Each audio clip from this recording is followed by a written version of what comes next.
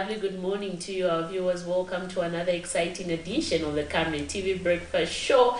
We are glad that you could find time to join us this morning. I hope you are having a lovely and beautiful morning. I am your host, Miriam Kaimba, and in studio I'm not alone. I'm with my beautiful colleague, Zipporah. Good morning. Good morning, Miriam, and good morning to our lovely viewers out there. Today I'm wearing yellow to add life to your light on a Monday morning, yellow for the sunlight. I'm sure you can even see there our cushions. Yeah. Just to add that life for our viewers, because I'm sure the weekend has been, hectic. Yeah. As usual. So we need, that bright sunshine on a Monday morning to give people hope and encouragement. Yeah. Exactly. I'm glad. You had to say that, some motivation. It's very, very important that people, get motivated early in the morning.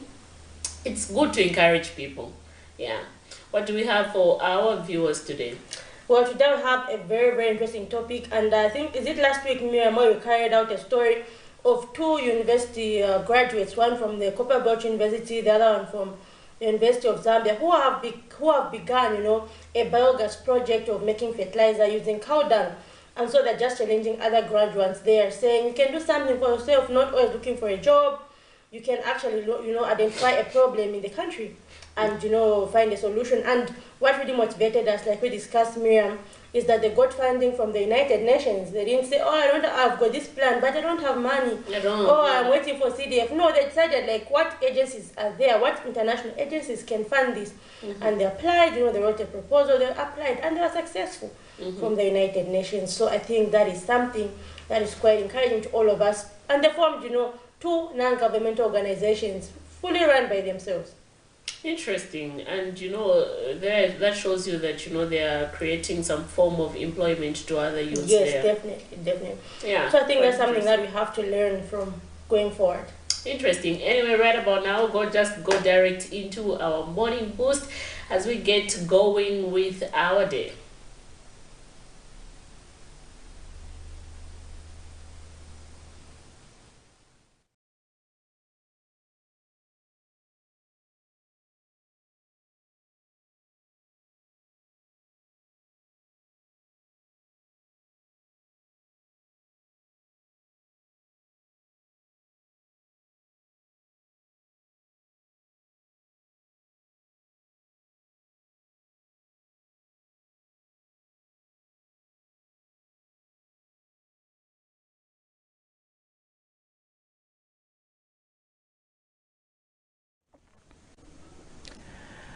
Good morning. I'm glad that you could join us today on the Health Corner here on the Breakfast Show. I am Dr. Nakuyanam Fire. So this week we are going to talk about community-acquired pneumonia. I'm sure many people have heard about pneumonia, and we're getting into the cold season where many people will be having this condition, and so we want to make sure that you understand what it is and that you know exactly how to tell if you have pneumonia and when to seek treatment in the hospital. So today we're going to talk about what is pneumonia.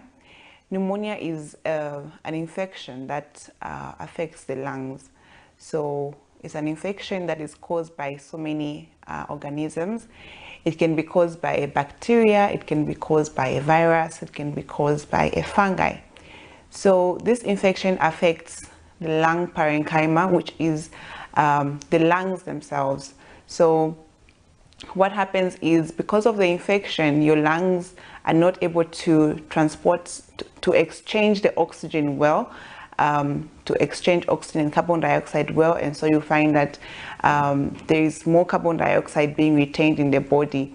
And then also, because of that, your lungs are not functioning well, and you can easily get chest pain, you can start having fever. So that is how pneumonia comes about in the body. Now, what are some of the other causes of pneumonia? These are not only the only causes of pneumonia. Pneumonia can be caused by other things as well. So it can be caused by aspiration, for example. If somebody has aspirated, and either from choking or they were eating something and then the food goes into the lungs, it can cause a pneumonia as well. then it can be caused by other chemicals. If you're exposed to certain chemicals in the environment that are harmful for the body, they can also cause pneumonia in the lungs. And not only chemicals, but even dust and other foreign objects that are found in the environment. If they get into the lungs, they can easily cause pneumonia. There's some patients who have had a stroke and they can easily choke because they're not able to swallow properly. And these are people that we need to really take good care of. If they're not swallowing well, we need to take them to the hospital so that they can help them to feed better and prevent aspiration, because that can lead to them having pneumonia. So those are some of the causes of pneumonia, and that is how pneumonia comes about. Tomorrow we'll talk more about the signs and symptoms of pneumonia. And so make sure you watch again tomorrow. Invite your friends as well to watch. And if you have any questions, you can reach out to me on Facebook at Dr. Nakuyanam Fire. And if you miss any other episodes of the breakfast show here on the Health Corner, you can always watch them on my YouTube channel, which is at Dr. Nakuyanam Fire. So I'll see you again next time. Stay blessed and stay healthy.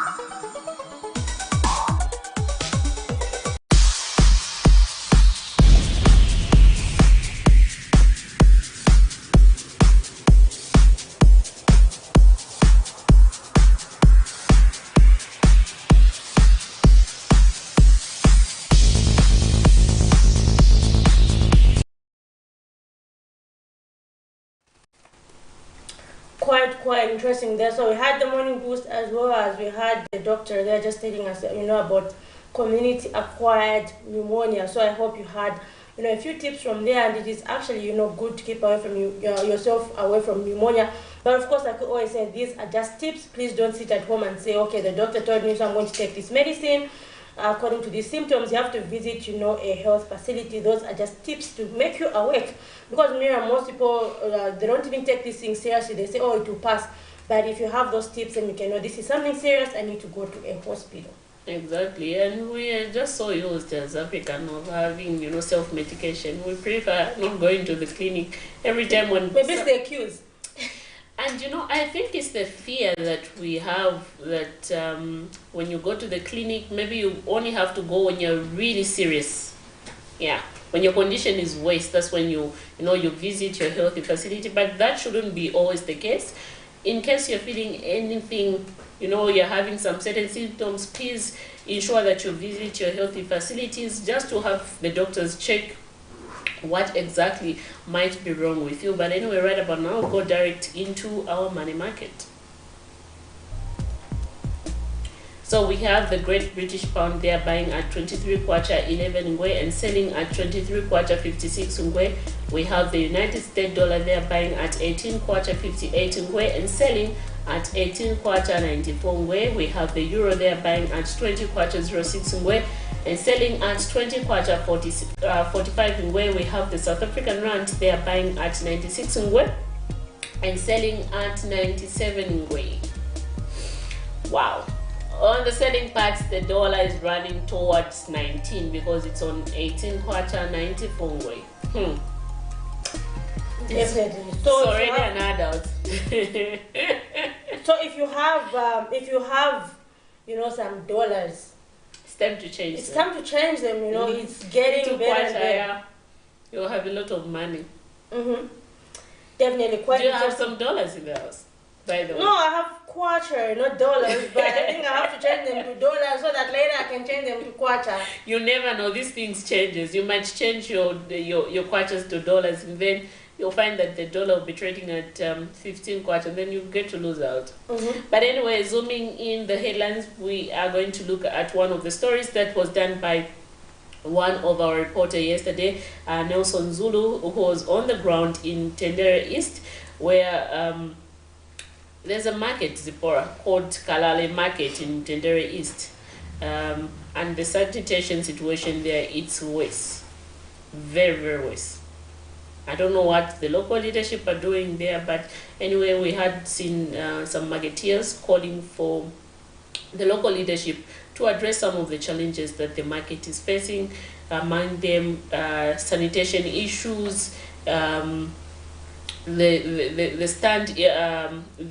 just the whole overview of the whole market situation. Yeah, it's in a very and very that's bad really state. bad because is it on Friday where I went to Charleston Market and Miriam, the market did not have water. It had challenges even at the toilets. Yeah, So, same with Kalale Market. Yeah, same. The toilets were bad, to say the least. If you had a glimpse of just seeing how the toilets look like, I think you wouldn't want to look at them again. But anyway, let's get direct into playing the story. We'll continue with our discussion. Zambia subscribes to the United Nations Sustainable Goals. Goal number 6 focuses on clean water and sanitation with targets to achieve access to adequate, equitable sanitation and hygiene for all and end open defecation by 2030. However, Lusaka's Mtendere East residents have lamented to this journalist the poor sanitation and condition of Kalale Market. They are saddened that the local authorities have turned a blind eye to averting the challenges being faced. The residents have accused the area councillor Shadrack Mwanza and area member of parliament Mike Imposha of being absentees. Matoilet kuribe Kalale Market doti ya chiramo number 1 ndeni 2 chikurizano paribi mukalangana uku mwamene kuonekera kuchinyalala uku market pali dot maning so chipempa bakansela batandizeko babwere batikirineko batimangireko na toilet mpemba ako ine bakansela kuno kuma plot tiribe bakansela funa batikineko mabini kuno bakansela koti wafuna batikineko mabini bakansela tabavotera tabapasa nchito so na wezi baonesa nchito yao yamanga ya pampani. They get money. Even in our councillor, you never do anything in terms of our market. You need government to look after our market. While the United Nations Sustainable Goal number 3 aspires to ensure health and well-being for all by 2030, the residents are saddened that a nearby health facility is non-existent. The residents explained to this journalist that a nearby police post and school is also a challenge. Yeah, a police post. Here there's no police post. We have to go that far in Kalikiriki, Mtendere. We look at somewhere in Kapwepwe there. If you talk about markets, you have to go to Mtendere to find a market. If you look at a clinic, you have to go to Siders there, somewhere there. If anything that can happen for us like that, we would appreciate. It's in good terms.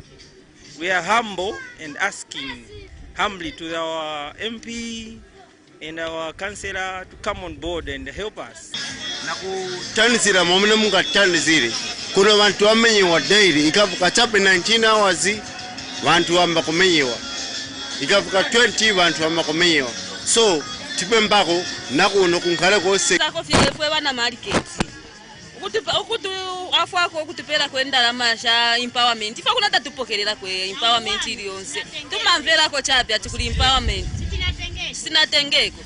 Tufutika so chape tulina bana bamene tusunga. Kulibe situpokera ko ndalama yonse kuli pati mamvera so chape atikuli ndalama pena ngwazamile mbani na mazina kuzabwera abantu kupwera ndalama bwerani twaenda so chape. Wanapwenapo huku mukati umu matiremba kona mazina kulani fibuku wenangu wanakula fibuku sinakwanisa kaidi nivodula 155. The area member of parliament, Mike Mposha, and councillor Shadrack Mwanza is yet to respond. Nelson Zulu for Camnet News in Lusaka. Quite a sad situation there. I can see how you're making your face. I will not use that bathroom. So disgusting. Very, very. And you know, the danger of using such a bathroom is that you get certain infections that you wouldn't even know later on. They start developing at a stage. By the time you know it, maybe later on you have cancer, cervical cancer, certain. Very, very bad. And I hope the local leadership there will be able to address their challenges. And you know, Zipporah, one thing people should understand is that a marketplace at all times should have clean toilets. Because imagine someone wakes up at 6, goes to the market, they leave the market, they are trading the whole day. You know, they're selling their stuff. They leave their market maybe at 19 or 20. They're using the local, the market toilets, so they need to be clean at all times. Yeah. And they're selling food stuff. Imagine Miriam. Exactly. Because if the toilet is like that, I just wonder where people wash their hands. That's and me, I can't allow someone who's from the toilet to come and touch my vegetables and even give me basera. Yeah. Exactly, because definitely when you see basera, you'll be like, okay, thank you, Zikomo, mami, Zikomo. And if it's apples, you know, if someone is selling fruit, some people are just, how some people are, so just rub it on their shades and start eating. And start eating, yeah. And now diseases which are inviting there. What other stories do we have? Quite a sad situation there. But anyway, Miriam, I think we should be about to move into a topic of discussion where we're discussing, you know, entrepreneurship in Zambia. How best, you know, can people venture into entrepreneurship? I think for a long time we have been blaming, you know, ourselves as a country, saying, you know, the curriculum is wrong. Because Miriam, I'm sure all of us when we were at school, we always thought of, you know, let me, you know, pass so that I go to university and get a job. From grade 1, you're telling yourself, I need to pass, go to university and get a job, not create a job. And you know, this career day and stuff like that, most of the times when we have career days in schools, you'll find that you either want to be a doctor, a soldier, a nurse, and stuff Very like that. predictable. No one says I want to be Exactly, an an entrepreneur when you grow up. We don't inculcate that knowledge into young children. So it's quite a sad situation. That's why we have seen a lot of people from the education sector, calling that our curriculum should be revised so that we have young people being taught about entrepreneurship skills whilst they are still at school, at primary, secondary, and even at tertiary level. Yeah, so that when they graduate at college, we know government can't employ everyone. They're given maybe some funds through CDF. They'll be able to start up something. Yeah. Quite interesting there. So just now we get ready to welcome our guests, but we have officially opened our phone line, so you can call us on the numbers that are scrolling on your screen, or leave us a message on Facebook as we discuss our interesting topic today. We have a lot of youths who are not employed in Zambia. What is the problem? Where have we gone wrong as a country? How best can we encourage people, to seek or to go the entrepreneurship way? Anyway, let's just take a look at a story that we did, with the coordinator of the Bright Future Foundation in Kapyanga settlement of Shibuyundi district, and we will be joined by our guest. Two graduates, one from the Copperbelt University working as an engineer under the High-Spy Enterprise, and the other a University of Zambia graduate working under the Future Community Foundation, in 2022 took to practice the call by President Hakainde Hichilema for local solutions to Zambia's problems and came up with a biogas project of producing organic fertilizer using cow dung. After being convinced about the project, the United Nations Development Programme UNDP pumped in 850,000 kwacha towards the project, which has now been established in Kapyanga settlement under Shibuyundi district. In attendance to hand over the project to the community was the district commissioner, Kapyanga West councillor, project coordinators, and other officials from within the area and community members. You all know about the war in Ukraine and Russia. That's where we used to get our fertilizers from. Now it has gone very high. The prices are very high. So the government really appreciates UNDP for partnering with the Zambians to find a solution for the cheap fertilizers. So we are encouraging you, especially all the people of Kapyanga, to come on board to make sure that you support this project. As you know, youths of Kapyanga are struggling with unemployment. This project will go a long way in reducing this problem. The project coordinators also had a word. I can't even criticize the government because the government did his part to pay for our bursaries. My colleague from CBU, University, with his passion, we called him to say, let's have a solution. After the contract within ourselves, we presented the proposal to UNDP. We said the Zambian people, but we want to start from somewhere. And that somewhere is Kapyanga settlement scheme. So this is your project, and feel free to be here. The biogas from this digester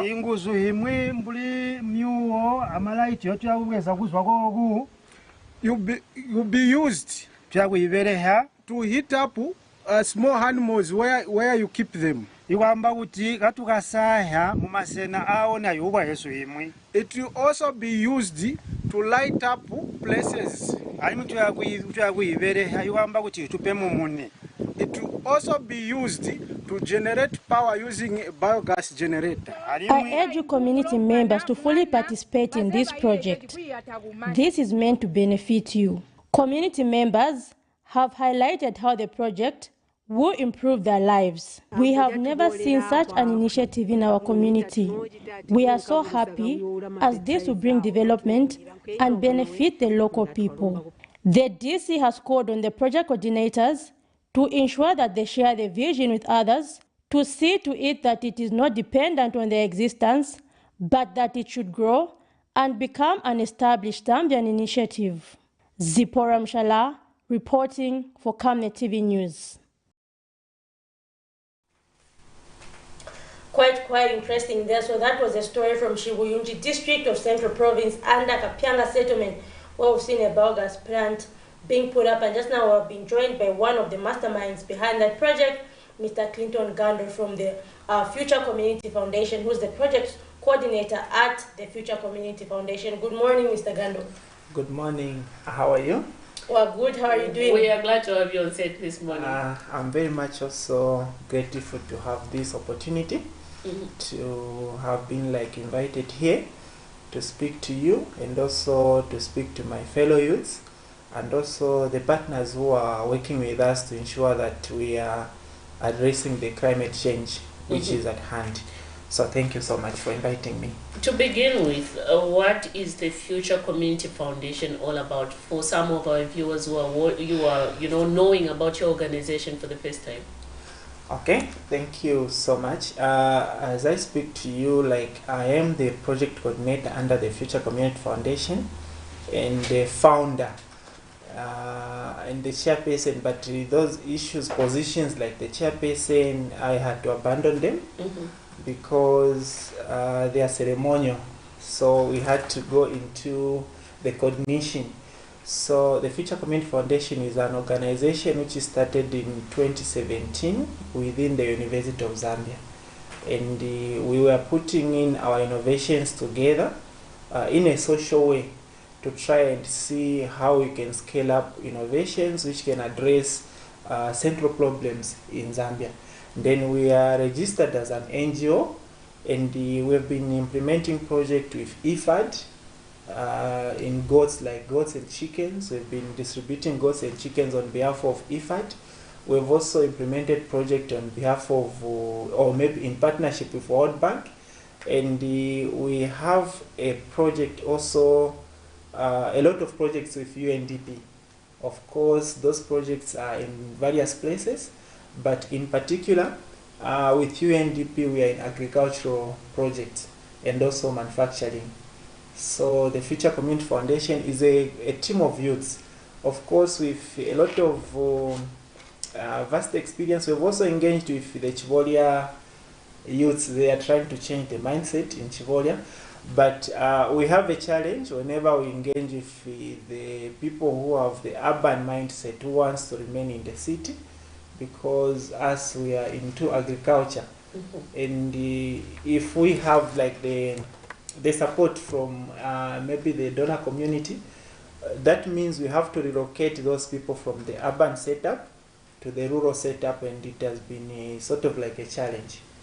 So those are sort of certain dynamics which we have gone through, but we are trying and see on how we can have a model which can suit both rural and urban setup youths.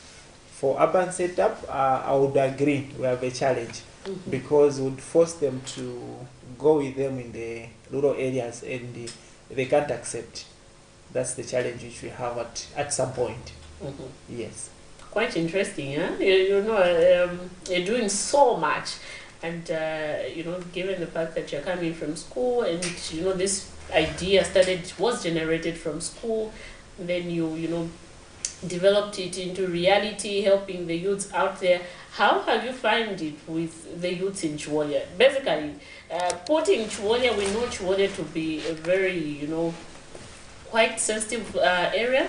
The junkies there, people attacking each other, but engaging the youth and just trying to, to put this idea of them being innovative and self-sustainable. How have you found it? Has it been a difficult, plan to achieve? Okay. The background, let me acknowledge the institutions which have come on board to work with us since the time we started. Anyway, as a vision carrier, we started with the University of Zambia, And within the University of Zambia, we have Dr. Tommy Njovu, who has helped us to mentor us, on how to work, and also with these issues of scientific-based knowledge. And then there is also another institution like the World Bank. The World Bank also, they engaged with us in terms of mentoring us on the social security programs to say, there is a lot of inequalities. So we have Madam Helen Mbao who engaged with us. Then coming now to the interactions of personal to personal, even with fellow students within the University of Zambia, I think we had a lot of arguments for them to agree to say maybe these ideas would be tangible. But now, as we are speaking, we have a very overwhelming response, or maybe they want to join now. And the unfortunate part, people want to join now because they have heard that certain institutions like UN, they have come on board, and they have heard to say now there is maybe funding. It becomes very unfortunate if you have someone who has an explanation of joining after hearing to say there is funding, because we have a lot of misunderstandings there. But what I can say is that whenever we are implementing a project, there's what we call local stakeholders. Answering your question maybe to Chivolia, there is a team in Chivolia, the councillor within Chivolia, the WDC within Chivolia, the council workers within Chivolia, they have to be with us. That's how we work. Even in Kapyanga, we don't work in isolation. We work with the local stakeholders. Yes.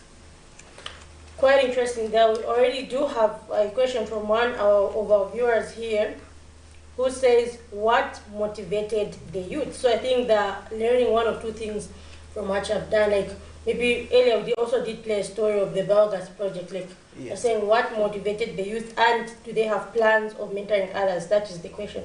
What motivated the youth? Do they have plans of mentoring others? Okay, yeah, that is a very good question. Me myself, I went to UNZA, and not under the sponsorship of my family. It was under the sponsorship of the government. And when we were within the University of Zambia, other youths were protesting about jobs.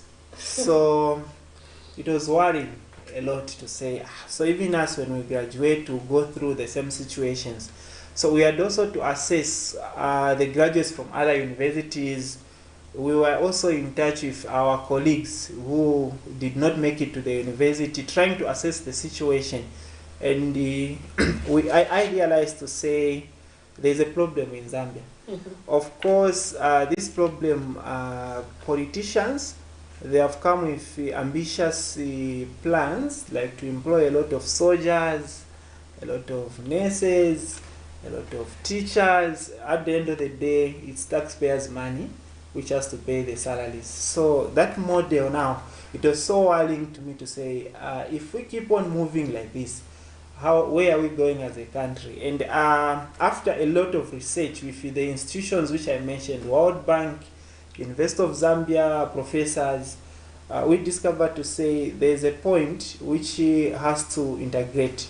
There's a political will, there's a public will, there's also this issue of political and public will, and also the private sector will. It has to integrate at some point. If we take the history of maybe Japan, those people there, they don't wait for the government, but the government also has got certain environment which they support people with innovations. So in Zambia, we don't have a team of youths who have sat to say we are here as innovators. Then maybe they have approached the government to say support us in these innovations. It's limited, but maybe they are there, but we don't know. But maybe we are among now that group which is coming. Yeah.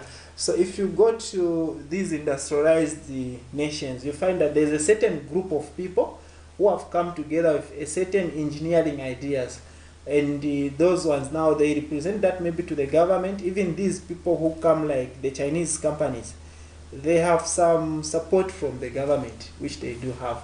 So we did the assessments, and we noticed to say all the innovations which are coming, they come from elsewhere, maybe in the lab, or sort of like maybe from the university, or maybe from a certain mentorship kind of a team. And that's how we have these big like giant companies, like even Facebook. You'd hear it came from students. Would hear also maybe Tesla, this one like Elon Musk.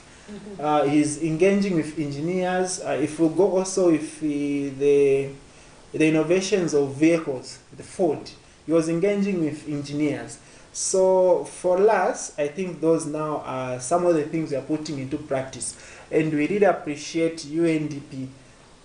For them, those ideas, when we had to put them together, they did not take it to say it's a joke. They said, okay, since you have invested your time into this, and you are saying you are ready to make it, maybe to push it forward, here are the resources, we are giving them to you. And the UNDP, the Czech Republic government, there's also the Korean government, they have come on board to support our innovations.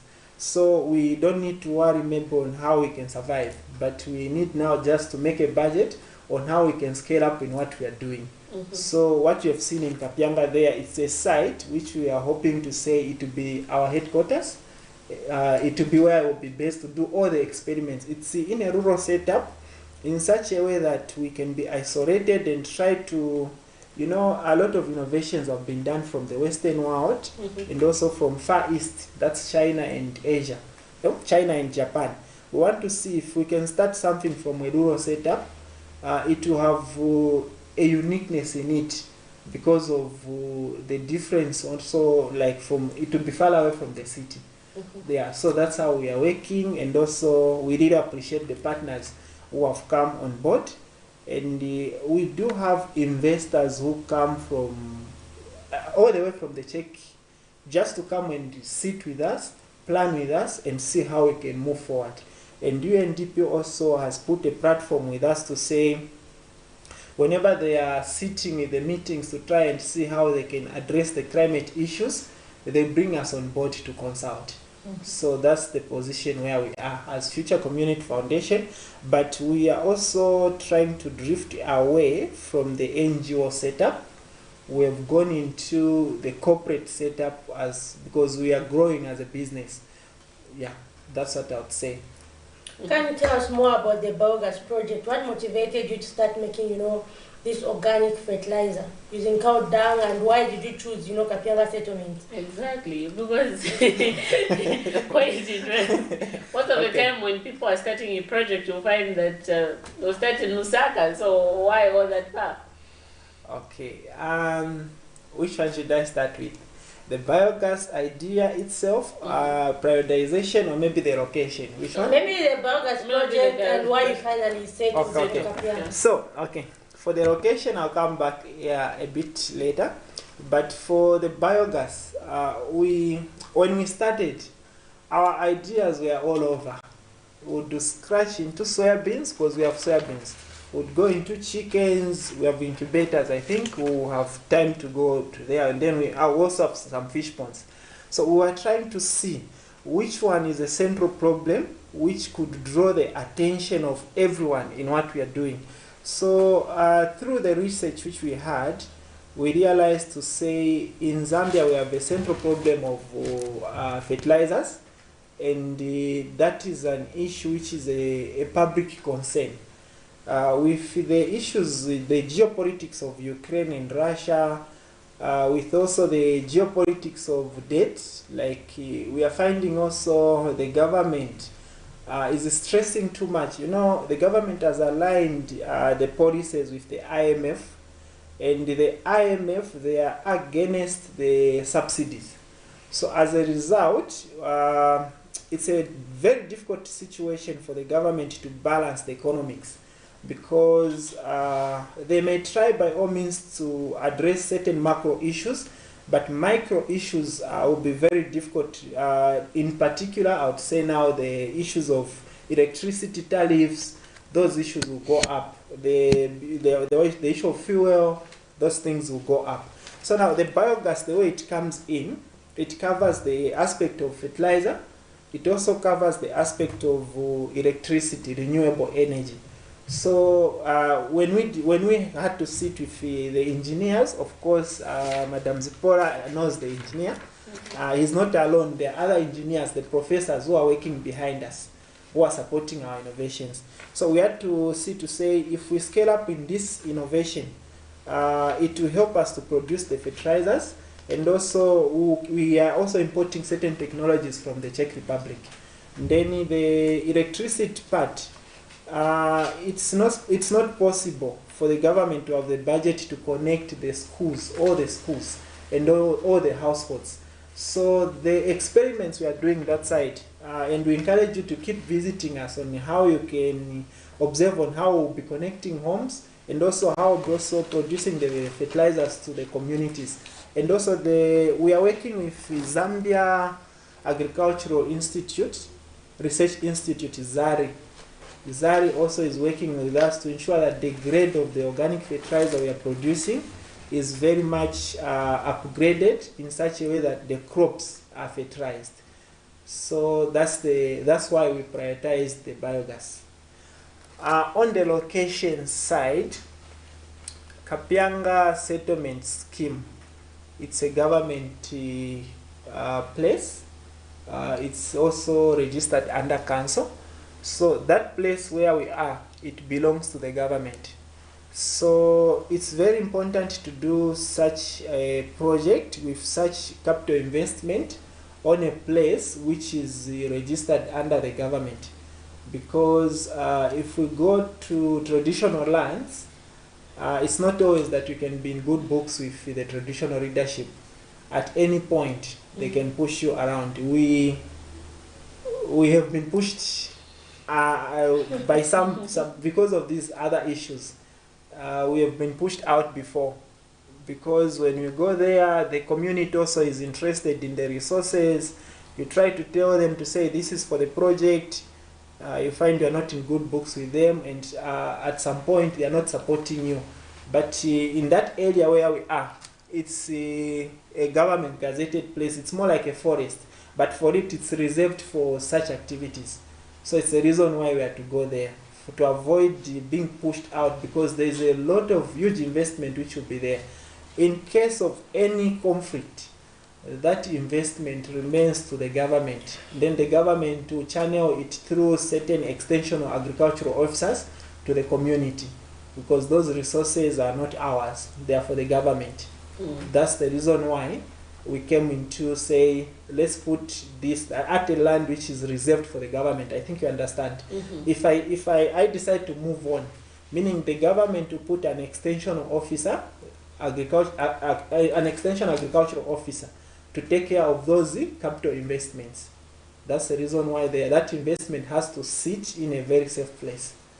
Yeah, so Kapyanga Settlement Scheme is suitable. There are other schemes, but other schemes are a bit far away. In Mumba, there's a scheme there now, it's very far away. So if we assess a scheme area which is near, it was Kapyanga. That's how we prioritize that place. Interesting. Talking about the government, have we seen enough political will, or rather commitment by the government to support young people with such innovations? Yesterday, in the evenings, I saw the Minister of Youth. He was on the platform. The government has got good plans, and there is one thing which I learned when I went to World Bank, because those World Bank, from the time they have come to Zambia, they have said they are here to end poverty, but we are seeing the poverty levels increasing. Then I wanted to see where are we missing it, maybe as Zambians, or maybe because World Bank, UN, those institutions, they engage at policy level. So the government, in terms of policy level, most of the policy makers we have in Zambia, they miss a framework. They have the ideas, but they don't have the framework to prioritize what should come first. I think I almost had a question for the minister to say, when he was bringing out ideas, there were a lot of them, but I wanted to have like, what is the framework which you have maybe within these 5 years which we have. And when we talk of the framework, a framework defines what are you prioritizing first. If we are talking of the youths, do we just want youths to be in sports? Then that sport, is it just happening locally, or maybe it will be very competitive? How are we going to make it as a business? So responding to your questions, the politicians, they are missing certain frameworks. There is no policy which can be implemented or maybe which can achieve its deliverables without a framework. So it's like we are just shooting in the air. As a result, you may have like a lot of support from the media, or maybe from the people, from the public, but you end up not achieving things in a systematic way. So a lot of policy makers in Zambia, they don't have a framework which they put in place to say this is where we are going. The framework which they do have, it's at high level. It does not integrate what is on the ground. So there's a missing links in that. So, but the policymakers, they are coming to work with us. That's why you saw the DC. He came to appreciate what we are doing, and we have the dialogue in place, because the government is the largest stakeholder. Whoever wants to implement a project within the country has to be in line with the National Development Plan, and also in Zambia we've got the 2030 vision. So all those things, we have to study them, and so that we know the entry point, which institution can we work together with. That's why I've also mentioned the Zambia Agricultural Research Institute working with us, University of Zambia opening the facilities for us to do our experiments in the labs, and also the Ministry of Energy, the Department of Energy, they are with us also to ensure that all our experiments are protected.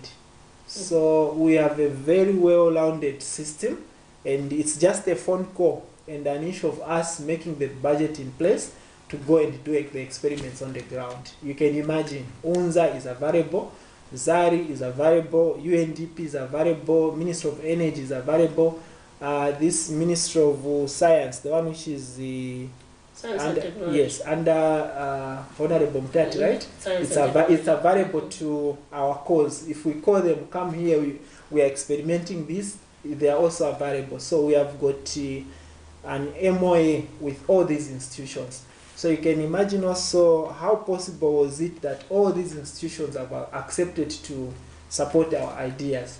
That's also another question you can ask. Even World Bank also, it's just a phone call to say, on such a day, let's go and do the experiments.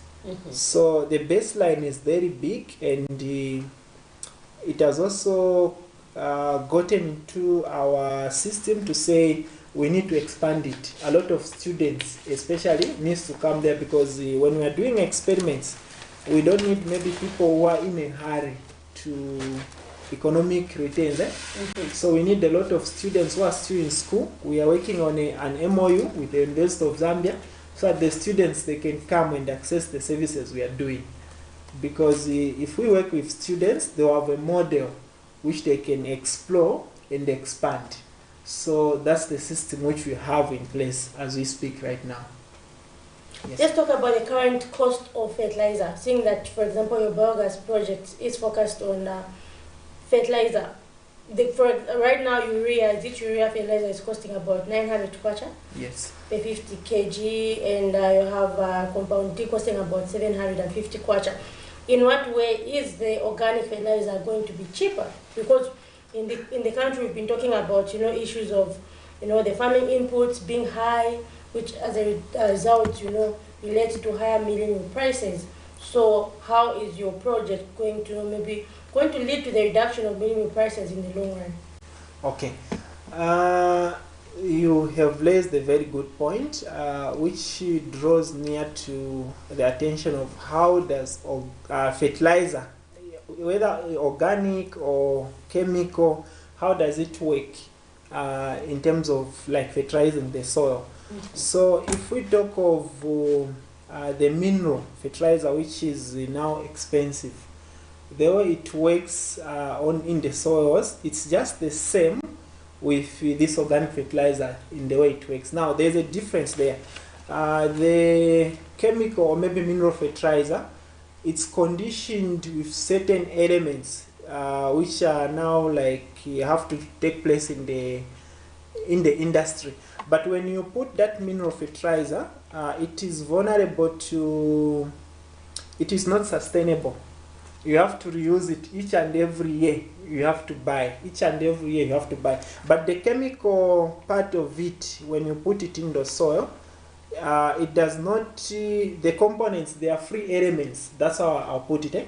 They are free elements in such a way that when there's a lot of rainfall, those nutrients, they'll be washed away. So whether organic fertilizer or maybe mineral, organic and mineral, we are talking of nutrients here. We are talking of how are we drawing back nutrients in the soil. And nitrogen, ammonia, those nutrients has to remain in the soil. So how are we taking them back to the soil? So it's now just the ideology, the chemical reactions which we are studying to say which method is suitable for us to take back the nutrients in the soil. So now because of maybe the commercial farming, we find that the industrialization part, they are a different way of taking back the nutrients, because the nitrogen, it's like 78% in the air, right? So with the chemical process, it has to be tapped from the air. We compose it into ammonia, we compose it into D compound, then we put it in the soil. So we find to say, because of that commercialization, it is right to do so. But with the way we are moving, and also with the impact which we have seen from the chemical fertilizers, it is not sustainable. But from the organic fertilizers which we are having, that's why when we are doing whatever we are doing, we call the community to come and be with us. And there are certain methods which we can use to take the nutrients back to the soil using the organic way of doing things. So it's not only maybe just cow dung, it is also the same crops. There's a way you can process them to maintain the nutrients in the soil. So fertilizer is just all about soil nutrients. It's not about maybe other chemical reactions which can scare us to say, no, we cannot do it. We can do it as long as we are working with engineers who know how the chemical reactions take place in an organic way, or maybe not in a chemical way, to take back the nutrients, or maybe to maintain the soil nutrients within the fields. But the advice is for farmers to go the organic way. Yeah, that's the best advice, because if the more we are using the chemical reactions, or those which are conditioned, those are free elements, because of they are not for that ecosystem. So when there are some rains, we find that they are washed away. Then there are certain microorganisms, because those chemical fertilizers, they have certain chemicals which destroys those worms. So if those worms are no longer there, we find that now the soil will be vulnerable. It will be failing to decompose certain plants for it to retain the soil nutrients there. So we find that if you put fertilizer this year, next year you need again to put fertilizer, because those microorganisms, they'll move away. So it's very best to know the soil and how we are managing it. And also the farmers need to know how they are managing it, because it's just about the nutrients. How are we keeping those nutrients? Do you want them to be maybe processed in a certain industry? They are brought to you every year, and they come at a cost. So farmers, they need to understand science. And that science, it's the reason why now we are going with the students there to explain to them, to say, this science did not come maybe from heaven. It's science which is within ourselves. It's just like cooking, right? There's science which takes place there. So farmers need to be very close to what they are doing. They need to be the steward of the soil, because that's what is feeding us as farmers. Quite interesting there. Let's just take a look at a story that we did with the Food Reserve Agency. Is it last week? As we talk about ways of making the farming inputs more affordable. Farmers across the country have been holding their breath In readiness for the 2023 food buying price from the Food Reserve Agency FRA, as many of them say they have toiled and labored to protect their crops until maturity due to various factors like climate change and an increase in the cost of production. FRA board chairperson Kelvin Hambwezia Thursday morning announced that the agency has also taken into consideration the said factors and has therefore set the buying price at 280 kwacha for a 50 kilogram bag of white maize from 180 kwacha in 2022, 200 kwacha for a 40 kilogram bag of paddy rice, the same as in 2022, while adding that they will not buy any soya beans as they struggle to find soybean market and have carried over 100,000 metric tons. Mr. Hambwezia asked that the agency will in 2023 operate 1,200 satellite depots to provide market for small-scale farmers across the country. We'll be buying a bag of maize, 50 kg bag of maize, at 280 kwacha. We'll be buying one bag, 50 kilogram of maize at 280 kwacha a bag, which translates to 5,600 kwacha a ton. Last year we were buying at 180 kwacha a bag. We have increased the price by 100 kwacha. So we're buying at 280 kwacha the 50 kilogram bag of maize. This price, ladies and gentlemen, is cost reflective. This price reflects to a closer extent the happenings in the regional market. Millers are still drawing maize from FRA. We do not expect this price that we're announcing today to distort minimum prices for at least the next 1 month. Reacting to the statements, Grain Traders Association of Zambia chairperson George Luakopoulos says the maize price will help in reducing smuggling while urging government to consider opening up borders once the local market is satisfied. Once we have the opportunity to assess how much maize has been produced, we call this the post-harvest report, which can be conducted and presented to the stakeholders sometime beyond October or November. At that point, we can assess and understand whether we have surplus quantities and whether we can consider opening for the exports of maize. Meanwhile, Millers Association of Zambia President Andrew Chintala says there is need to quickly release the 2023 crop forecast survey while calling for the relaxing of local movement restrictions for maize now that buying has officially started. It remains a challenge to us without the crop forecast survey results to plan where and when to enter the market. We know that that information is quite critical because it is detailed in a sense that it is going to spell out where maize or certain quantities of maize is supposed to come. The 2023 crop buying exercise is expected to create about 10,000 seasonal jobs, while FRA has committed to paying all farmers on time. Zipporah Mshala, Camnet News, Lusaka.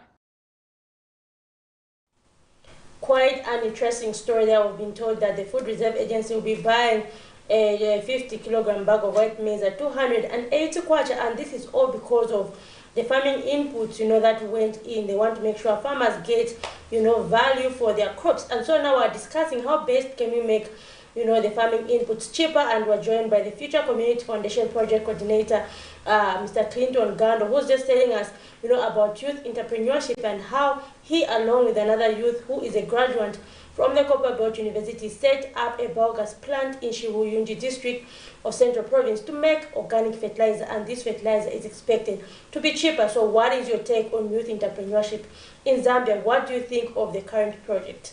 So maybe just your take on the minimum, or how best can we reduce the minimum prices? Okay, I think that is a very interesting story which I saw there. I want to just open up the policymakers somehow if we are talking of the GDP, I would need to give an example of Japan. They are producing cars which we are buying from them, and whenever they produce those cars, we are now taking it. Let's give an example of Japan is producing certain private company owners. They are producing cars within Japan. Then the government of Japan is buying those cars. The question would be for what? Then the question would be also that government of Japan, where are they getting the resources from? Then another question would be, what are the matrix of politics? What is the matrix of whatever is going on? Japanese companies producing cars, Japanese government buying cars. Are you creating any market there? You find that it is a little bit difficult. So the government, maybe here in Zambia, we don't have we don't have anything we are selling out. So as a result, where there is market is on these commodities, maize, soybeans. So you find that the attention of the policymakers have gone into that. So that attention is okay, maybe to regulate certain businesses, but again, it affects the GDP because it turns now into not being a free market. And because of that influence of whatever which is there, we find that it becomes so hard now for the commodities to penetrate the markets into maybe Congo, because that's the market which we have. We find that our policymakers, they have gone into, okay, yeah, I do understand smuggling is not okay, but the conditions which they have put for the farmers to take like maybe the commodities out of the markets here in Zambia, they are not favorable to the public. It's more like maybe the Japanese government has to put maybe a lot of difficult conditions for the other companies to export cars here. Do you expect that maybe a lot of people would venture into car industry? So this is what exactly is happening. So the policymakers, let them revisit themselves to say what they are doing. Is it just maybe, are they having a grudge with the millers for them to be breaking the millers into doing other things? Or maybe what are they trying to solve? So we need a free market maybe on the commodities, because if I'm the farmer, I know to say maybe in Zimbabwe, in Malawi, that's where I'll have the market. Then the government allows me to do that. Then I have to export there. So we are importing a lot of fertilizer, but we are not exporting any agricultural commodities. So how are we going to create the market? As a result, we are finding to say we'll be loitering on the same place each and every time. So what the FRA is doing, it's a good job, maybe also to maintain the prices of the commodities or maybe the harvest, but that matrix, it comes at a cost. So if I ask, where is maybe the government getting those resources? Is it the taxpayers' money? Have they borrowed that money elsewhere? And as a result, it will turn around into maybe the seed. Because if the government is getting that money from the taxpayers' money, meaning those millers or maybe those companies which are into genetics, which are maybe manufacturing seed and whatever, meaning they have to pay tax. As a result, you find that the commodities will be just up and up and up. So when the government is engaging into private-public partnership, they need to have a strategy, and also they need to know whatever the government does, it will come back in a way that someone has to pay for it. It's different maybe from the private sector. So whatever the decisions they are making, whatever FRA is doing now, it has to impact the public in a positive or negative way. So those are there's a certain matrix which is there, I think, which also the policymakers have to understand to say whatever the decision we are making. So they are saying they are buying maybe a FRA, it's a government institution, right? Mm-hmm. They are saying they are buying maybe at, let me say 300 per bag, right? Then where is that money coming from? Meaning someone will need to pay for that money. If that money is just printed out into the markets, meaning now it will add inflation. So those metrics there, they integrate somewhere, somehow. That's why we find each decision which the government is making, it will impact the whole public. If, let's say, that money which they are talking to say they'll be buying maize on whatever price, if the government wants, even today, they can print out the resources or maybe money to buy at 500, then that will mean the economy will crash into inflation. You get the point, eh? Mm-hmm. So if the decisions of markets, what I'm trying to say, the decisions of markets are being left into the hands of the government to control, there will be always a problem. But if the government has to a little bit come behind and let the people engage within the markets, allowing also maybe the Zambian markets to penetrate into other markets, we'll find that we have a booming situation in a way that now the economy, the GDP, will be growing. That's, I don't know if you're understanding, but it's at policy level. That's why I gave a clear example of Japan. We cannot say maybe it's the Japanese government which has to bring vehicles here, but it's the people that side. So the GDP cannot grow with the government. The government will never be a business, but the government can contract certain companies to do business. That's where now there's a difference there. So even if we assess like the US, why do they have the big the GDP there?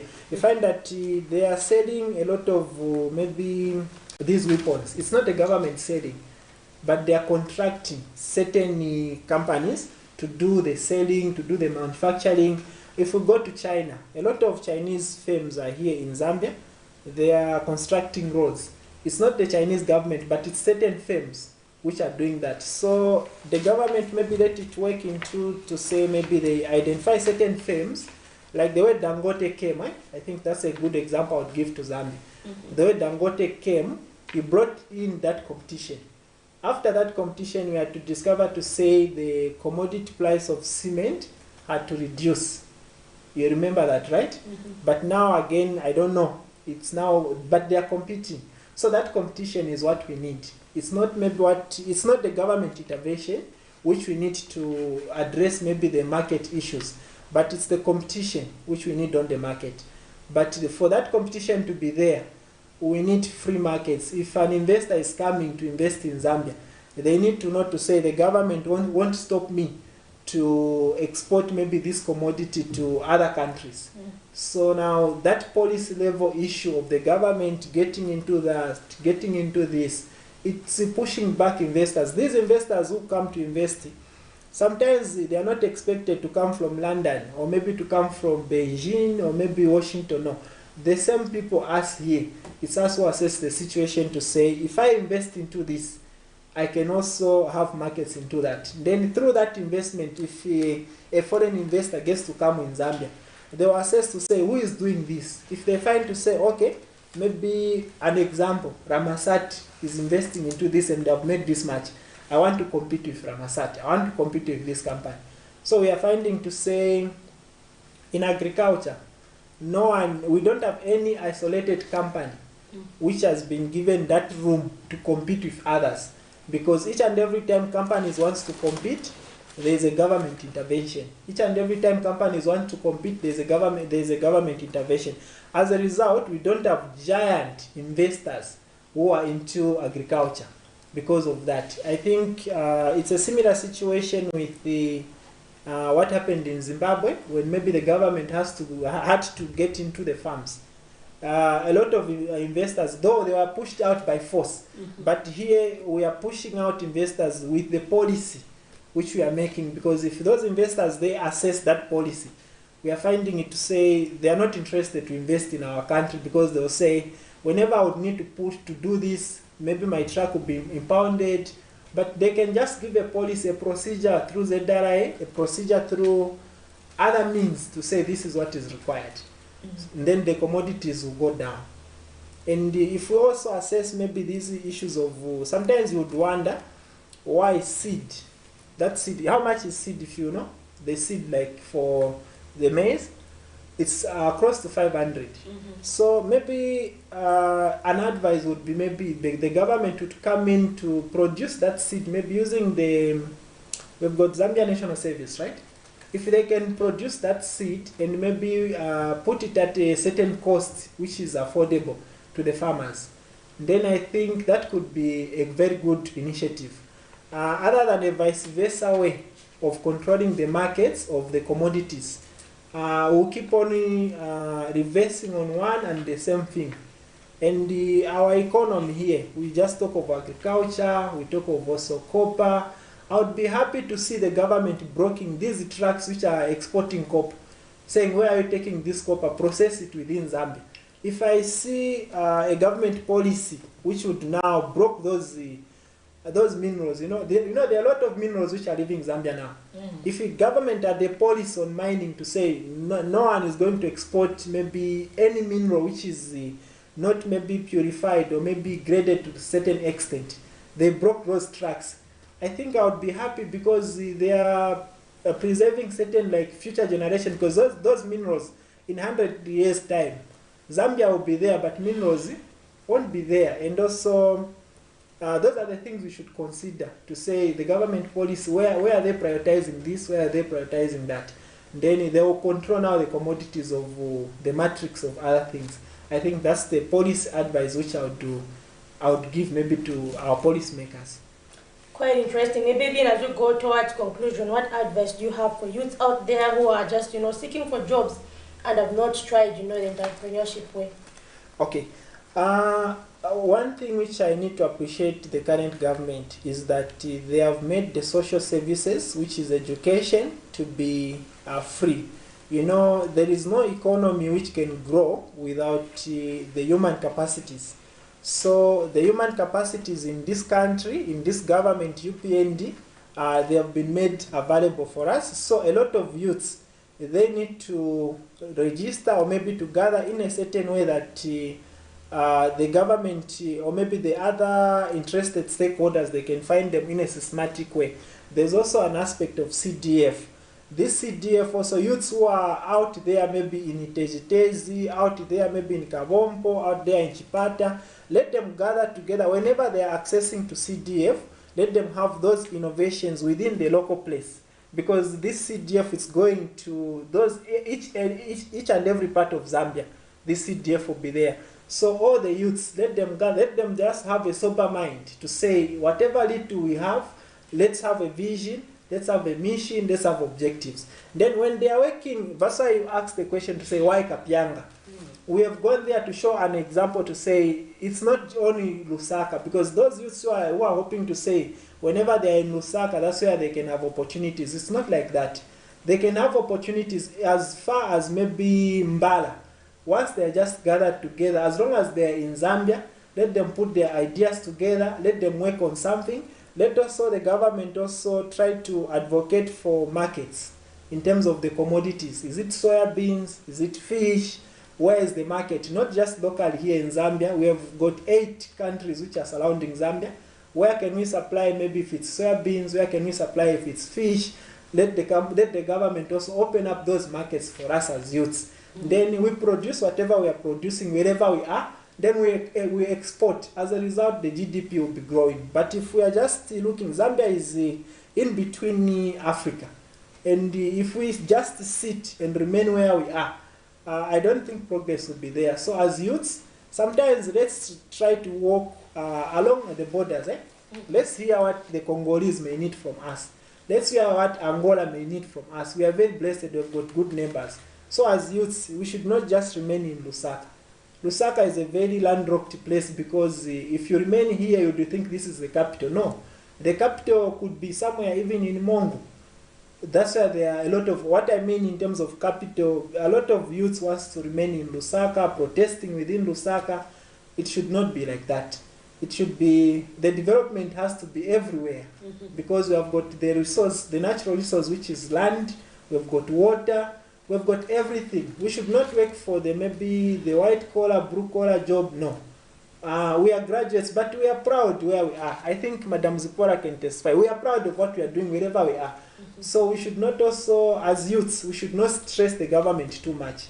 Let's try to be where we are. Let this CDF which the government is giving, let it find us where we are. And let's be proud in whatever we are doing. Let us, that we need to have that happiness. Let's create institutions in the private sector institutions as youths. And if we have that positive mind, we are going to change the current issues of the economics which have been going on. And also lessen the burden which the government has to employ more youths. Yes. Quite interesting there, especially the part where you said, you know, the CDF needs to find us how we need to change, you know, our mindsets as youths, and stop looking for, let me apply, you know, dear sir, madam, and all that. I think we really need to change. Anyway, this is where we do come to the end of our breakfast show. Unfortunately, this is where we do come to the end of our breakfast show. That was Mr. Clinton Gando, the project coordinator of the Future Community Foundation, who was just helping us discuss youth entrepreneurship, and I think we have a number of takeaway points from there. Thank you, Mr. Gando, for joining us. Thank you so much, and I really wish we continue with these discussions, because we are trying to transform the economy, to transform the system thinking, and also to transform the way of doing business. Thank you so much. Definitely, we look forward for more engagement like this. Please keep on visiting our project site, because a lot is going on. Even now, as we are speaking, a lot of partners are coming, all the way from South Korea, all the way from the Czech Republic, UNDP senior management also, they are observing what is going on there. So we are talking of the next big thing in Zambia, in Africa, maybe of course on the planet. Interesting. We wish you all the best. Covering. Exactly. Yes. Thank you so much. Anyway, thank you so much to our viewers who took time to join us this morning. Please do make a date with me, Miriam Pemba, and Zipramshara tomorrow morning as we take you again in another exciting edition of the Camnet TV Breakfast Show. But today, it's bye-bye and stay blessed.